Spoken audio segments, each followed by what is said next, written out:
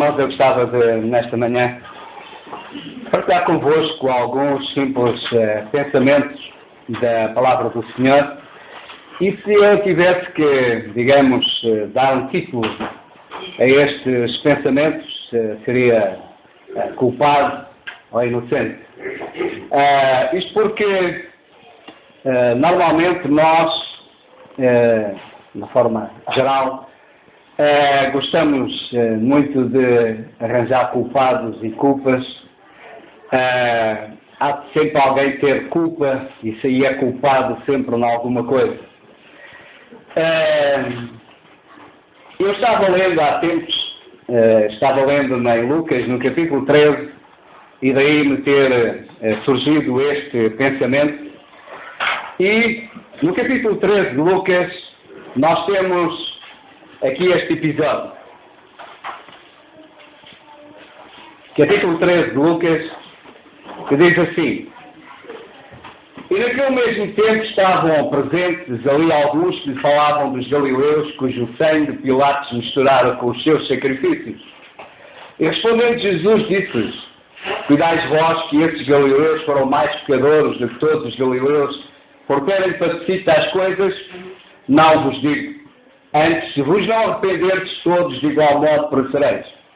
E aqueles 18 sobre os quais caiu a torre de Siloé e os matou, cuidados que foram mais culpados de todos quantos homens habitam em Jerusalém? Não, vos digo. Antes, se vos não arrependerdes, todos de igual modo perecereis. Portanto, o Senhor Jesus foi confrontado com estas duas situações, estes dois episódios. Dois episódios que não há muito, que não se sabe muito o que é que realmente aconteceu. Num deles, é evidente, uma torre caiu e caiu em cima de 18 pessoas. Portanto, como acontece, infelizmente, todos os dias, em todo lado, coisas caírem e, como nós costumamos dizer, alguém passa à hora errada, num local errado e cai em cima e morre. Em relação ao primeiro episódio de Pilatos, não sabemos o que é que aconteceu. Possivelmente terá havido alguma rebelião, alguma coisa, e eles foram mortos. Mas o que é aqui realmente de destacar, e isso pelo menos para mim, é o facto de estas pessoas que abordaram o Senhor Jesus considerarem que estas pessoas que morreram porque eram culpadas. Morreram porque eram pecadores. Portanto, eles foram culpados.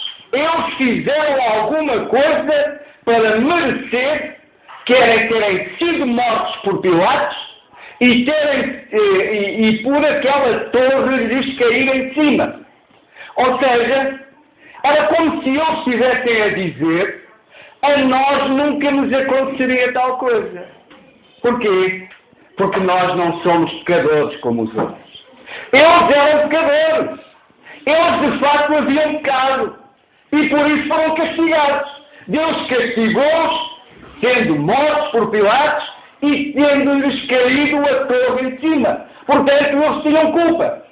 Nós não. Nós não somos tão pecadores.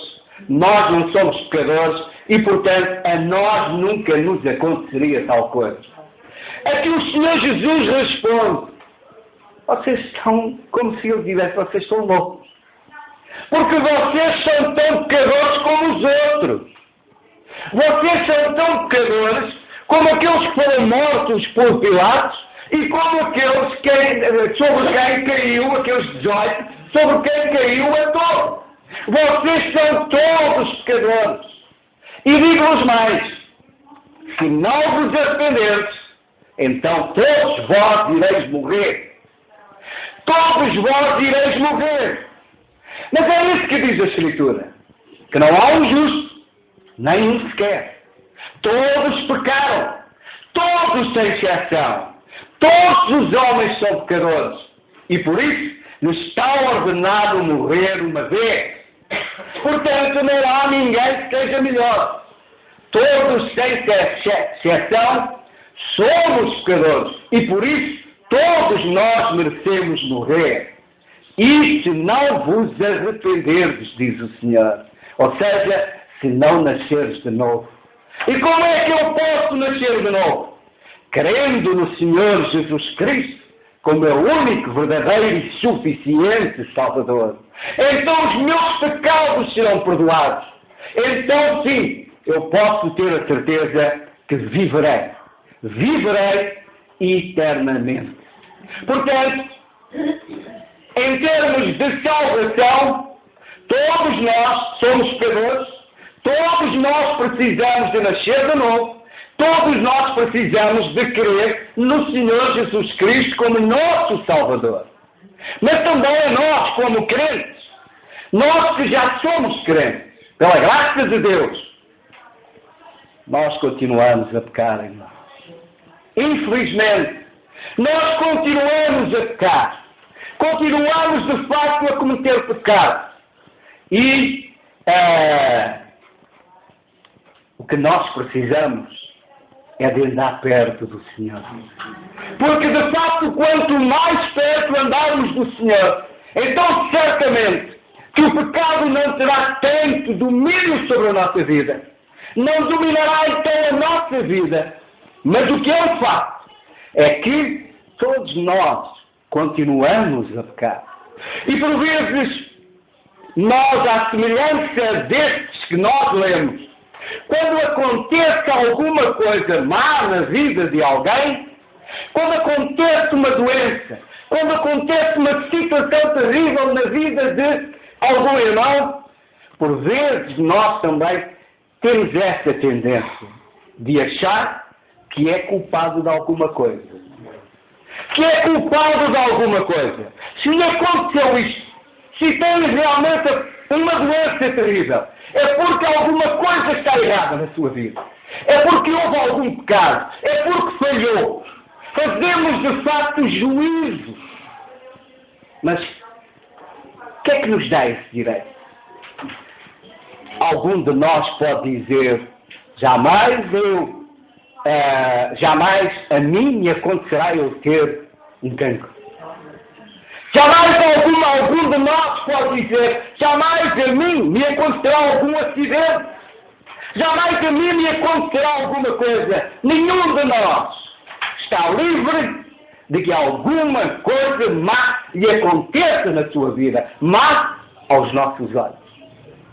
Nenhum de nós está livre de que alguma coisa que aconteça na nossa vida e que nos possa fazer passar por momentos verdadeiramente dolorosos.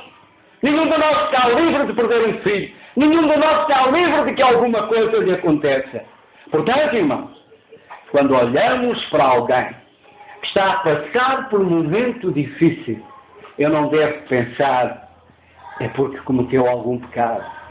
É porque fez alguma coisa de errado. Eu devo pensar, o mesmo pode acontecer a mim. E se um dia me acontecer a mim, como é que eu quero que os meus irmãos me tratem? Se um dia me acontecer a mim, eu passar por uma experiência terrível, se eu passar por um momento difícil na minha vida, como é que eu quero que os meus irmãos me tratem? Como é que eu quero que os meus irmãos me falem? E da mesma forma que tu queres que os teus irmãos se tratem em ti, trata aqueles que estão a passar por dificuldades agora. Eu não tenho que saber o que é que se passou na vida do meu irmão. Nem tenho que saber, nem quero exatamente saber. O que eu tenho que fazer é dobrar os meus joelhos e orar por ele. O que eu tenho que fazer é dobrar os meus joelhos e interceder por ele, para que o Senhor lhe dê forças, para que o Senhor lhe dê ânimo, para que o Senhor possa ser glorificado naquela situação. Para que o ânimo nunca lhe falte, para que as forças nunca lhe faltem, para que, de facto, nesta experiência, neste momento difícil, o nome do Senhor seja, de facto, glorificado. Eu queria que, rapidamente, nós lêssemos em João, capítulo 9, uma outra situação, capítulo 9, versículo 1, que diz assim: conhecemos esta passagem do cego, da cura do cego de nascença. que diz assim: a imitação de Jesus viu um homem cego de nascença. E os seus discípulos lhe perguntaram, dizendo: Rabi, quem pecou? Este ou seus pais para que nascesse cego? Jesus respondeu: nem ele pecou, nem seus pais, mas foi assim para que se manifestem nele as obras de Deus. Reparem que quem faz esta pergunta não é alguém de fora, não é os perdidos, é os discípulos. São os discípulos que colocam esta questão ao Senhor. Este homem nasceu cego. Quem é que é culpado desta situação? Lá está. Tem que alguém culpado. Tem que haver sempre culpa. Quem é que pecou? Foi ele? Não podia ser que ele nasceu cego. Embora ele nasceu pecador, como é evidente, como todos os outros. Portanto, só podia ser o pai ou ser a mãe. Ter cometido algum pecado e com castigo o filho nasceu cego. Pode haver este raciocínio, e quem, se calhar algum de nós já teve esse raciocínio perante uma situação semelhante. Alguém pecou, alguém é responsável por esta situação. Qual é a resposta do Senhor Jesus? Nem ele pecou, nem o seu pai pecou, nem a sua mãe pecou. Isto aconteceu porquê? Para que se manifeste o poder de Deus. Ninguém é responsável por esta situação. Isto aconteceu para que o poder de Deus se manifeste. Não é uma questão de culpa. É uma questão de glória para o nome do Senhor. Se alguma coisa acontece mal na minha vida, se venho passar por algum momento difícil, se algum irmão tem que passar por um momento difícil, o que importa é o nome do Senhor. Não é culpa. É que o nome do Senhor seja glorificado nesta situação. É que o nome do Senhor seja exaltado. É que nessa situação, nesses momentos difíceis, o nome do Senhor continua a ser exaltado. Que quem passa por esta experiência possa continuar a louvar o seu Senhor.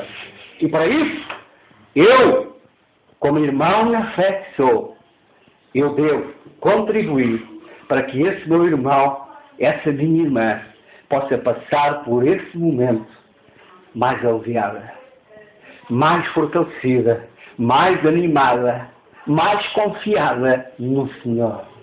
Nós temos um exemplo nas Escrituras, que é o caso de Jó. Quem é que não conhece o exemplo de Jó? Jó, sabemos o que é que lhe aconteceu. Jó, ele perdeu tudo. Ele perdeu tudo.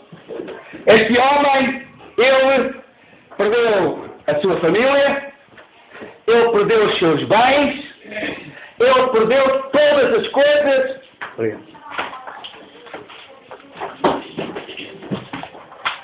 Ele perdeu a sua saúde, o seu corpo se transformou como que numa chaga, e ele tinha 3 amigos. Eram amigos. Era como que, digamos assim, como nós costumamos dizer, para ter amigos assim, mais vale ter inimigos. Estes amigos, supostos amigos, iam visitá-lo. E o que é que eles faziam? No capítulo 15, na minha Bíblia tem dividido nos partes, tem títulos, e diz que Elifaz acusa Jó de impiedade. Portanto, estes 3 amigos acusam Jó de realmente ser ímpio, de ser pecador, de ser responsável pela sua situação. Como que a dizer, tu não és melhor do que eu. Tu estás assim porque pecaste. É que alguma coisa se passou na tua vida. É como que é o castigo de Deus. Mas de quem é que eles estavam a falar? De que homem é que eles estavam a falar? A quem é que eles estavam a referir? Qual era a opinião? O que é que Deus dizia acerca de Jó? Era isto? Que ele era ímpio? Que ele era, de facto, um homem cheio de pecado? Não é isso que nós lemos nas Escrituras. Rapidamente, no capítulo 1, nós conhecemos a história, nós conhecemos, de facto, todas as coisas. Diz ele assim, acerca de Jó. Então o Senhor disse a Satanás, não vais. E Satanás respondeu ao Senhor e disse, de rodear a terra e passar por ela. E disse o Senhor a Satanás: observaste tu, meu servo Jó? Porque ninguém há na terra semelhante a eu, homem sincero e reto e temente a Deus, desviante do mal. Este era o homem de quem estes amigos falavam. Mas a opinião de Deus era completamente diferente. Ele era um homem reto. E em quem é que nós acreditamos? Acreditamos em homens que não conhecem nada? Algum de vós conhece a minha vida a 100%? Ou eu conheço a vossa vida a 100%? Jamais. Mas Deus conhece. Deus conhece a vossa vida a 100% e conhece a minha vida a 100%. Ele sabe o que é que eu penso, Ele sabe o que é que eu digo, Ele sabe o que é que eu faço. Portanto, o que é importante é a opinião de Deus, não é a opinião dos homens. E, portanto, acerca de Jó, a opinião de Deus era totalmente oposta à opinião que os seus amigos tinham acerca de Jó. Então, no capítulo 16 do livro de Jó, nós temos estas palavras fantásticas de Jó. Jó, no capítulo 16, ele diz: então respondeu, versículo 1, então respondeu Jó e disse: tenho ouvido muitas coisas como estas. Todos vós sois consoladores molestos. Vocês vêm para me consolar, mas vocês só me carregam ainda mais. Aumentam mais o meu sofrimento. Só me fazem acusações. Em vez de me aliviarem o sofrimento, vocês carregam ainda mais. Vocês são consoladores molestos. O que é que nós queremos ser? Verdadeiros consoladores? O consolador é aquele que dá ânimo. É aquele que dá força. É aquele que faz a pessoa olhar em frente, olhar para o Senhor. É aquele que de facto desperta naquele que sofre um sentimento e o desejo de caminhar e confiar mais no Senhor. Esse é o verdadeiro consolador que me faz olhar para o Senhor. Não é que me faz ainda pôr mais em baixo, que me faz entristecer ainda mais, que faz pesar ainda mais a minha culpa, a minha responsabilidade. Esse é consolador molesto. Diz o Senhor: porventura não terão fim estas palavras de voz vento? Ou que te irrita para que assim responderes? Falaria eu também como vós falais? Se a vossa alma estivesse no lugar da minha alma, ou amontoaria palavras contra vós e menearia contra vós a minha cabeça? Antes vos fortaleceria com a minha boca, e a consolação dos meus lábios abrandaria a vossa dor. Que palavras sábias deste grande homem de Deus. Se vocês estivessem no meu lugar, eu consolava. A minha boca se abriria para anunciar, para vos dizer palavras de consolo, palavras que vos ajudassem. Mas vocês carregam, são consoladores molestos. Irmãos, que tal não aconteça conosco. Sejamos verdadeiros consoladores segundo o Senhor, que consolam verdadeiramente, que edificam e não destroem, que levam e não abatem, que glorificam o nome do Senhor. Esses são os verdadeiros consoladores. Irmãos, depois chegamos ao capítulo 42 e agora é o Senhor que o chama. O Senhor chama Elifaz e chama os seus amigos. Venham cá que eu quero ter uma conversa convosco. Agora é comigo que vocês têm que tratar. Então diz o Senhor, no capítulo 42 e versículo 7. Sucedeu, pois, que acabando o Senhor de dizer a Jó aquelas palavras, o Senhor disse a Elifaz o temanita: a minha ira se acendeu contra ti e contra os teus amigos, porque não disseste de mim o que era reto, como o meu servo Jó. A minha ira se acendeu contra vós. Porquê? Porque vocês não disseram que era reto, disseram mal de Deus. Quando nós dizemos e quando atribuímos, por exemplo, culpas a Deus que não tem, estamos a dizer mal de Deus. Sabemos que quando portanto, quando Jó perdeu os filhos e começou a cair fogo e destruiu, aqueles que vieram avisá-lo disseram: fogo de Deus caiu. Mas era fogo de Deus Não era fogo de Deus.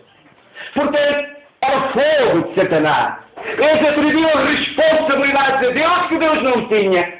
E estes amigos de Jó atribuíam responsabilidades a Deus que ele não tinha. Falavam de Deus de forma errada. E quando estamos a falar de Deus de forma errada, estamos a dizer mal de Deus. Estamos a dizer mal de Deus. E se já é mal dizer mal do irmão, agora imagina dizer mal de Deus. Já é mal dizer mal do irmão. Agora dizer mal de Deus. Então, o que é que isso desperta, como diz aqui o Senhor? A minha ira. Então desperta a ira do Senhor. Então, sim, o Senhor pode irar-se e pode, de facto, castigar. Porque estamos a dizer mal. Nós, irmãos, devemos bem dizer do Senhor, como ouvimos na ceia. Bem digo ao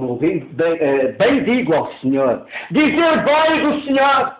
Falar bem do Senhor. Dizer o que está certo acerca do Senhor. Isso é dizer bem. É bem dizer o Senhor. E é isso que se espera dos filhos de Deus. Que digam bem do Senhor. Bem digam o nome do Senhor.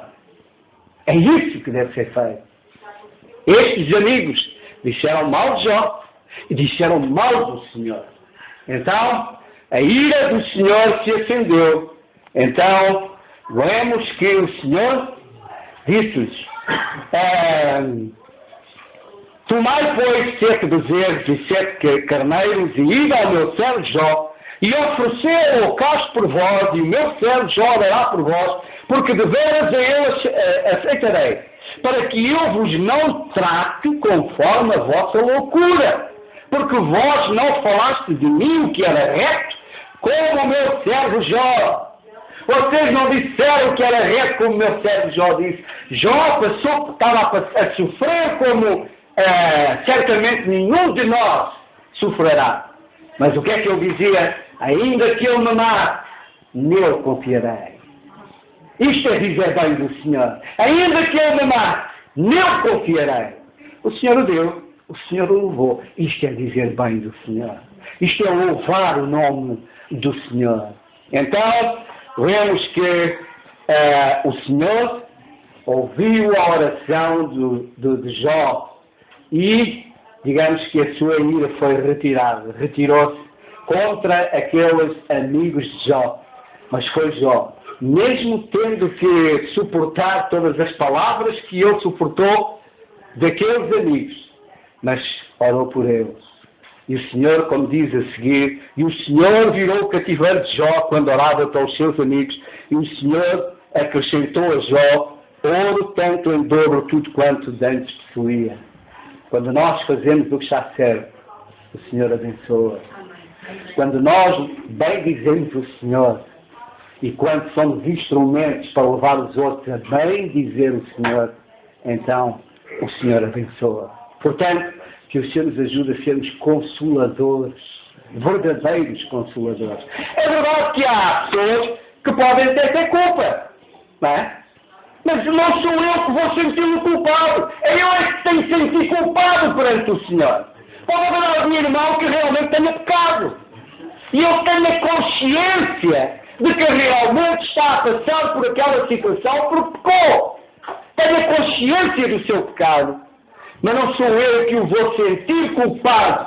É eu que tenho que sentir culpado na presença do Senhor. E quando alguém se sente culpado na presença do Senhor, então ele vai à presença do Senhor. Nós temos,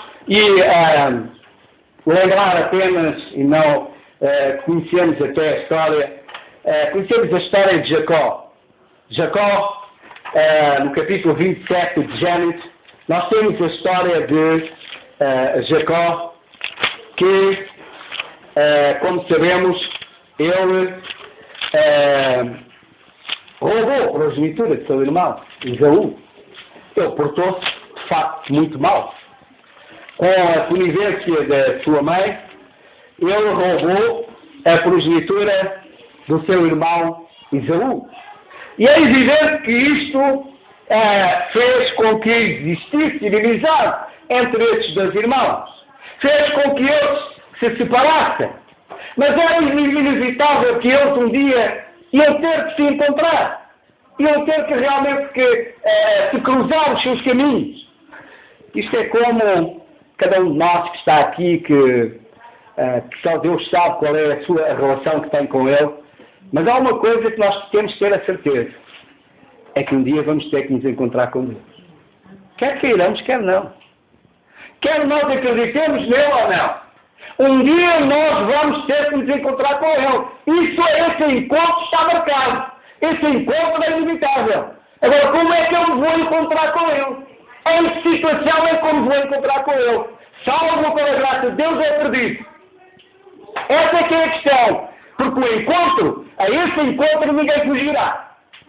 Um dia, todos nós vamos comparecer perante o Senhor. Um para entrarem no gozo eterno e outros para entrarem na perdição eterna. Onde é que cada um de nós se encontra? Só o Senhor sabe. Mas que o Senhor fala aos nossos corações e que cada um de nós, de facto, não cometa a loucura de desprezar o amor do Senhor, de desprezar a salvação do Senhor. Mas voltando a Jacó, ele um dia teve que se encontrar com o seu irmão. O encontro era inevitável. E como é que Jacó foi para esse encontro? Jacó foi para esse encontro com muito medo, com muito temor, com grande aflição. Porquê? Porque ele sentia culpa.